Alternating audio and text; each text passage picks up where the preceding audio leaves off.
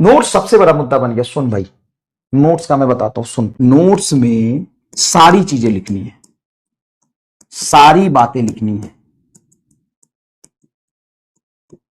अगर मैनेज हो जाता है, टाइम कंफर्टेबली रिवीजन के लिए मिल जाता है तो ठीक है, आप लिखते जाइए। आपको यकीन मानिए कि जितने बच्चे सेलेक्ट होकर आए हैं उसमें से 50 से 60% लोगों ने कंप्लीट नोट्स बनाए।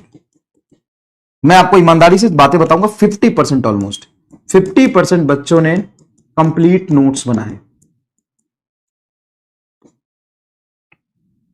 सारी बातें लिखनी है। सर मैनेज नहीं हो रहा, सर मैनेज नहीं हो रहा, रिवीजन का टाइम नहीं मिलता है, बहुत टाइम लग जाता है।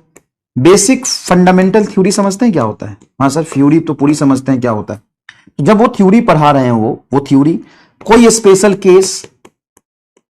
केस, डेरिवेशन, फॉर्मूला, और जो क्वेश्चन नहीं, बेसिक क्वेश्चन सिंपल जहां से मैं क्वेश्चन कराना सिखाता हूं, और जो क्वेश्चन तुमसे नहीं हुए,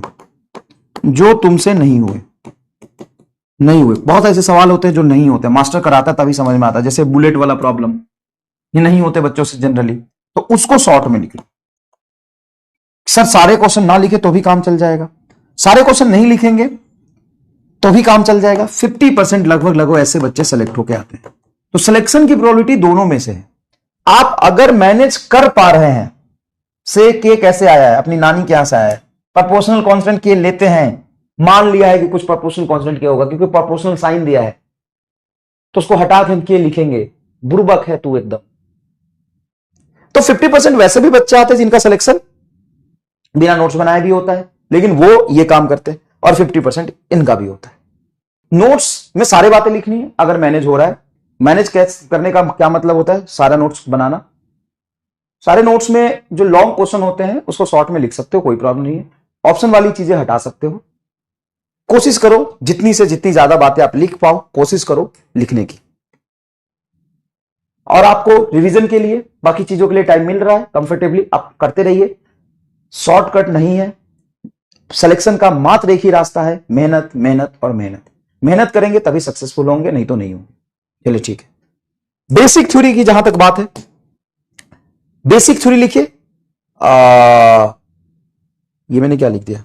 अच्छा, स्पेशल केस कुछ होता है जिसमें समझाते कि ये लगेगा नहीं लगेगा, बहुत सारे थ्योरेटिकल पॉइंट होते हैं, वो सारे।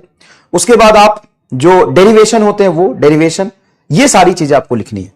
और उसके बाद क्लास खत्म होने के बाद, चाहे आप पूरा नोट्स बना रहे हैं या नहीं बना रहे हैं, आप शॉर्ट नोट्स बना रहे हैं या नहीं बना रहे हैं, कुछ भी कर रहे हैं, सारा लिख रहे हैं, कुछ भी कर रहे हैं, आपको लिख के बाद में रिवीजन करना ही पड़ेगा। अगर असाइनमेंट के लिए टाइम नहीं मिलता है तो कोई बात नहीं, ये इस पे चले जाइए, लेकिन असाइनमेंट और डीपीपी जरूर करिए, डीपीपी जरूर करिए।